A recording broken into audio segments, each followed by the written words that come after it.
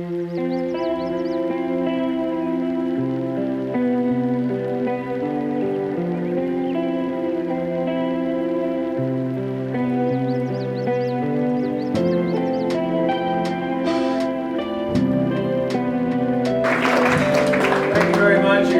thank all of you for coming.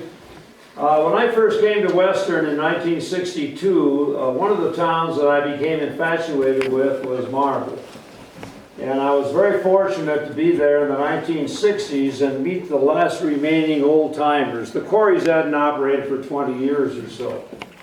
So I was told by Marge and Charlie Orlowski, who became great friends of mine, they had lived in Marble for a long time, of a little tunnel that you could go through and get to the bottom of one of the quarries. And hardly anybody knew about it now because it had been closed up, or nearly closed up, for about 20 years. So being a big hockey fan, I would take my hockey stick and puck, and I would drive to Marble, and I would walk through that little tunnel. And all the water on the bottom of the Marble quarry would freeze. And it was a gigantic ice rink. And I would play hockey by myself for 2.5 hours. Detroit Red Wings were my team, they never lost. And I can still hear the whack, whack, whack, whack, whack, as the puck would hit the side of the quarries. So I got great memories of Marble. Marble, located north end, Gunnison County, 7,908 feet, and it is surrounded by a number of mountains, but the big ones are White House Mountain, Sheep Mountain, and Chair Mountain. The routes in there are two. Number one, you can come up from the north, from Carbondale, up the Crystal River, and get to Marble, or you can go from the south to the north, the Gothic, Emerald Lake, Schofield Pass, Devil's Punch Bowls. You're not taking an ordinary vehicle if you're going that way. And the other way in the old days, over Ewell Pass, Paradise Divide, and on into Marble. So it's very isolated on the north end of Gunnison County. Placer miners along the Crystal River were first into the area. And one of the guys who was first into the area was a man named William Gant in 1859. And he saw rusting mining tools that existed in 1859. So he wasn't the first, but nobody knows who the first were. And just a little idea on placer mining. Placer mining is poor man's mining. One guy can do the job. You got a gold pan, you scoop out a little debris out of the bottom of a stream bed. You got gravel on the bottom. You gently rotate it downhill. All the water carries the light dirt off. Then with forceps, you take the little pebbles out. And if you're lucky, there's black sand on the bottom. That's gold. You pour a little mercury in the bottom of the gold pan. Mercury amalgamates or links up with gold. You burn the mercury off, and what you have in the bottom of the pan is pay dirt. The dirt on the bottom of the pan that pays. Pure gold. Put it in your saddlebags and ride away. Doesn't need any smelting at all. And in the early days, there were a great number of placer miners in the Gunnison country, starting earlier than the 1950s, and the big decade was the 1860s. Sylvester Richardson, one of the two town fathers of Gunnison, was with the John Parsons Geological Expedition in 1853 in the Gunnison country. What, anybody out here? The Ute Indians owned the land. When the Parsons expedition went back to Denver in the fall, Richardson stayed and alone walked 600 miles in the Gunnison country, found the coal deposits at Crested Butte, and found the marble deposits at Marble. The following year, he brought in the Gunnison colony, the first people, really the white people that came in to settle in the Gunnison country. He had found on White House Mountain a huge, tremendous amount of Leadville limestone, which still today has 300 years remaining of pure white marble. So long after we're gone, they can still be mining that marble. In 1874, Ferdinand Vanderveer Hayden's expedition came in. From 1867 to 79, the United States had 4 great explorers who came out here, scientists, to discover what existed in the West. Lewis and Clark had been through the northern area, the Louisiana Purchase, day at a time. They didn't know very much. Pike, Zebulon Pike, southern area, they went through an area for a day, and that was it. What really was out here? We want to eliminate some of these dumb rumors. Water shooting out of the ground 100 feet into the air. Everybody knew that was a damn lie. Native Americans living in the walls of canyons, 4-story high buildings. Everybody knew that was a lie. And a river running through a tremendous canyon and went God knows where. We all knew that was a lie. So that was the first scientific study of the American West. And in 1874, Ferdinand Vanderveer Hayden was on top of Mount Teocalli, looked off in the distance, saw 2 high mountains, and he called them the Crested Buttes. Later on, one more resembled the Gothic Cathedral. So they called it Gothic Peak, and they dropped the S off of the Buttes, and that's how it got its name. While he was along the banks of the Crystal River where Marble is today, a tremendous mudslide came down Carbonate Creek. Nobody there. But keep that in mind, because that was a portent of things to come. Marble was laid out by 2 guys named William Woods and William Perry in 1881 as a silver camp. Clarence, another town, was laid out nearby. When Marble got the post office in 1892, they merged. Marble had many streams that converged nearby. The Crystal River, Carbonate Creek, Slate Creek, and Yule Creek. Keep that in mind for a little later on. Very early in the 1880s, the only way of getting around was by skis. The road that takes you over Schofield Pass into Marble today was not built in 1883. And I mean, that was even a dangerous road on foot at that time. So the skis, a lot of people came in from Quebec, Canada, and from Norway and Sweden, and they showed the miners how to build skis. And the skis were 9 to 14 feet long. They weighed 8 pounds. They had a leather toe piece you could stick your miner's boot in, a 4-inch heel block in the back where your heel could come up but not back, and you had a 7-foot long guide pole. And the only way you get around is going straight downhill. You go too fast, you drag that between your legs. You use it for balance, and it also kind of propelled you forward. And that's the way they got down. And that brings me to the great Al Johnson. They have Al Johnson races up here. He was the postman from Montreal, Quebec, Canada, who had skied in the San Laurentian Mountains in snow carnivals. And he carried the mail. I'm going to spare you all the stuff on his skiing exploits. He carried the mail from Crystal, just outside of Marble, up through the Devil's Punch Bowls, by Emerald Lake, over 10,700 foot high Schofield Pass, into Gothic and into Crested Butte. And his brother Fred did this 3 days a week. Skis in the wintertime, horseback in the summertime. And he became a legendary man in the history of Colorado. The road was built in 1883. In the year 1893, John C. Osgood, the head of the Rio Grande Railroad, the head of the Colorado Fuel and Iron Company, took an exhibit of pure white marble to the World's Columbian Exposition and showed it there. And that's when marble took off. That's when people first recognized the pure white marble that we had here. In the year 1895, Marble got the contract for the interior of the Colorado State Capitol building. So when you go to the Colorado State Capitol building, the inside of the Capitol building is pure white marble coming out of marble. The outside of the Colorado State Capitol building is granite from the Aberdeen Granite Quarry about 3 miles south of Gunnison. So all the damn stone they have up there, they got from the Gunnison country.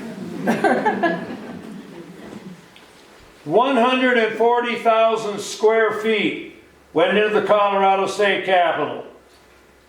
Most of that marble was taken down by sled in the winter, and obviously by horse and wagon in the summer, all the way to Carbondale where the railroad was. There's no railroad into Marble yet. By 1897, there were 5 quarry openings on White House Mountain, and workers lived above them at Quarry Town in shacks. And they had a lot of workers from Italy and Greece working in those quarries. Marble took off when a man named Channing Meek came to town in 1905. Channing Meek had made a lot of money with shredded wheat and also with the American Can Corporation, and he was a millionaire from the East. He had started out in Lake City and tried to hit it big with the silver and gold mines, but never did. So he comes to Marble in 1905, and he buys out John C. Osgood's marble claims, and he becomes a big man in marble. He builds the largest finishing mill in the world, 1,742 feet long, that's a third of a mile, 100 yards wide, right in downtown Marble. It cost him $3 million for that, transportation, and other items that he had to bring in. Remember, there's no railroad yet, but there will be in 1906. Marble was first taken from the quarries, 3.9 miles away from the mill, in a 2-horse-drawn wagons in the summer and by sleds in the winter. So you see these horses are taken down to Marble down in wagons, 20 tons on a wagon, going downhill. Later, a huge steam tractor was used to pull 4 wagons, each one carrying a 20-ton block of marble down from the quarries to the mill below. That tractor, you'll see it, had 8-foot-high steel wheels and a 110-horsepower engine. And being an old farm boy, I wish I could say that I could drive one of those even 100 yards. Fantastic. The steam tractor could not keep up with demand. And as a result, Meek built an electric tram that ran from the quarries to the mill in 1910. It was faster, but it was also more dangerous because it navigated a 17% grade at some areas over the 3.9 miles. In 1906, the Crystal River and San Juan Narrow Gauge Railroad ran into Marble from Carbondale to the north, right along the Crystal River. Crystal River and San Juan, affectionately known as the Can't Run and Seldom Jumps Railroad, 1906. That greatly improved transportation. No more horse-drawn wagons and this kind of thing. At the quarries, dynamite was first used to get at the marble. Very wasteful process. Then it was plug and feathers. You drilled into the marble, you put water in the drill holes, the water cracked the marble, and it became a much more efficient way of taking it out. Later on, channeling machines or wire saws were used, and that's what they use today. Guarding the mill down below was a 50-foot wall of marble, because when avalanches came down from White House Mountain, they didn't want it to take down the mill. It would come down, hit that retaining wall, and the snow would kind of go over the mill. I'd like to see a moving picture of that. Marble workers rode the quarry tram all the way up from town, and then they would ski down. Colorado's first chairlift. In 1903, I should say, a fire in New Jersey showed that while granite crumbled with intense heat, marble didn't. And that gave marble production a big boost. By 1912, 1,400 people lived in marble, turning out mausoleums, monuments, and stone for over 400 public buildings across the United States. The workers came from Italy and Greece. Then, coming into marble, came a red-haired bombshell named Sylvia Smith, who had been in Crested Butte until she was kicked out in 1907. She now takes over the Marble City Times newspaper. She is a muckraker, criticizes the Colorado Yule Marble Company for watered stock and exploiting labor. Ultimately, 232 people of Marble signed a petition to have her removed from town. She was placed in jail. Her equipment was stored, and the next day put on the railroad and sent out to Denver. She sued successfully for $52,000 for violation of freedom of the press, came back into marble for only one day to watch as many of the businesses had to close up because they couldn't pay their share of the $52,000. She died in 1932. Marble's peak came from 1910 to 1916 when 1,500 people lived in town. From 1914 to 16, they got the contract to provide stone for the Lincoln Memorial. 40 trains, 15 cars each, carried marble to Washington, D.C. 500 to 1,000 men were working. The stone was finished at the mill. Each railroad car carried from 50 to 70,000 tons of stone. Marble was now the #1 marble area in the world. In 1925, a fire at the mill caused $500,000 worth of damage. Insurance didn't cover the cost of the fire. This, along with distance from markets, isolation, and the use of structural steel for buildings, caused the demise of marble. In the late 1920s, the Vermont Marble Company bought out Colorado Yule Marble and got the contract for the Tomb of the Unknown Soldier. When cut in the bottom of the quarry, it weighed 124 tons, the largest block of marble ever quarried. A special hoist was sent in from Proctor, Vermont, and anchored right outside the quarry to lift that block out. Ropes were sent down, and they got the ropes around that block of granite, and they allowed it to hang on the ropes for 15 minutes to see if anything would happen. And then over the course of 2 hours, it was raised 125 feet out of the quarries and into a clear, blue sky, sunny Colorado day. That's the way they kind of reported it in the newspapers. The block then went on the electric tram. One engine in front, one engine in back, and log skids by the wheels. And it took 4 days to go 3.9 miles down into marble. That marble was then put on the railroad and taken out to Proctor, Vermont, where it was cut down to 56 tons. And in the summer of 1931, it went to Arlington National Cemetery and became the Tomb of the Unknown Soldier. A little aside, the block at Arlington is cracked. They have another block ready to go in marble today, not cracked. They've got a man who says, "I'll take it there for free." But nobody knows if they really want to get rid of that first block, even though it's cracked. But we got one waiting if they do, in Marble. The Great Depression hurt Marble badly, but a final blow came on August 8, 1941, when, like Hayden saw in 1874, a gigantic mudslide came down from Carbonate Creek and hit the middle of town. It wiped out 1,000-foot swath through it. Debris piled up to 20 feet as rocks, mud, and logs were left in the middle of the town. Only the bandstand and the fire tower are left standing.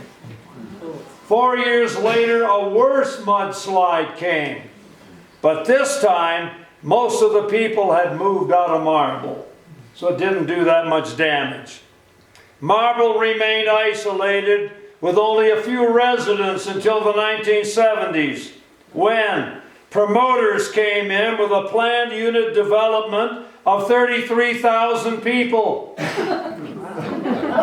That major development included a ski area from 1971 to 72 on Mount Daly. Now, I'm the only guy probably alive that ever skied at the ski area, because it was avalanche country and the county commissioners finally shut it down after the first year. It should never have been allowed to be put in anyway, because the avalanche danger was just absolutely tremendous. And I've got in the back of the book I did with Rex Myers, my graduate student, my first book was 1970 on Marble, and Rex was involved with me, obviously. But they had a whole plan of ski lifts from Marble to Aspen. Kind of like Europe. Kind of like Europe. They had big dreams at that time. In 1989, two oil men from Denver, Greg Faith and Stacy Dunn, thought of opening the marble quarries again. The demand for marble had now increased as synthetic materials in building were fading. Dunn had his freshman year at Western and then got a degree in mineral land management from CU. They were aware that White House Mountain had 15 square miles, underlaid with pure white marble, 300 to 400 feet thick, a supply that would last for 300 years. 4 million was needed to start. Before, marble had been lifted out of the quarries. Now a road had to be built so trucks could go into the openings of the quarries. Stacy Dunn, unfortunately, coming from Denver to meet with the county commissioners in 1990, was killed in an automobile accident in South Park. But the work went on, with Greg Faith and Mrs. Dunn and a few other people involved. Marble was now taken out again in the 1990s. And in the year 2011, the Italian company R.E.D. Graniti, based in Carrara, Italy, with over 50 years of experience in the stone business, bought the quarries and expanded them to 125 acres and gave them a new name, the Pride of America Mine, which includes all the quarry openings. They made a huge new investment in equipment, trucks, road, quarry openings. Blocks are now quarried from 5 to 30 tons. There are 7 quarry openings, and all are connected by portals. Now, I've had a couple of tours through there with the county commissioners, and the trucks come up the road, drive right into the quarries through portals. The marble is loaded onto the trucks, and out they go. A far cry from raising it by cable out of the quarry openings. The marble is then taken to Delta. 3 trucks, 3 times a week, taking marble to Delta. You know where Delta is, obviously, between Grand Junction and Montrose. You ride by that all the time. You can see the marble outside, and that is where it is cut to the specifications that people buying the marble want. 80% of the marble goes to Norfolk, Virginia, or Houston, Texas, where it's shipped back to the Carrara marble quarries in Italy owned by Graniti. They are then cut down into blocks, and 50% comes back to the United States. So it's a world operation. 37 workers, mostly from Hotchkiss, work at the quarry, and they make 22 to 32 bucks an hour. 2,000 tons of waste marble was turned into road base for the road up to the quarries.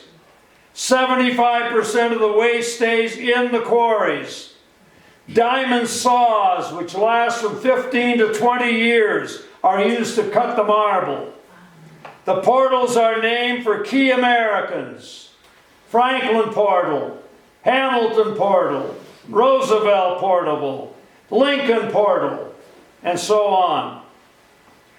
The machines now use diamond saws. The machines that use those diamond saws cost $900,000 each.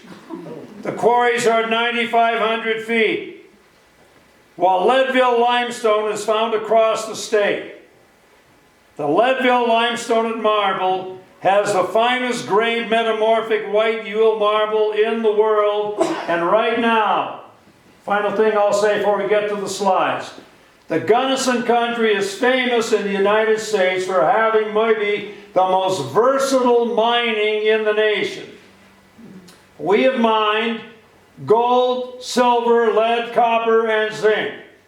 Outside of our doors, the fourth largest and richest molybdenum deposit in the world. We have produced granite. We have produced marble.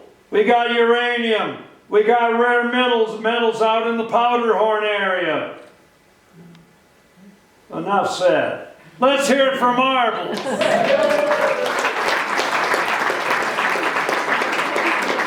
right, the lights are going to go up.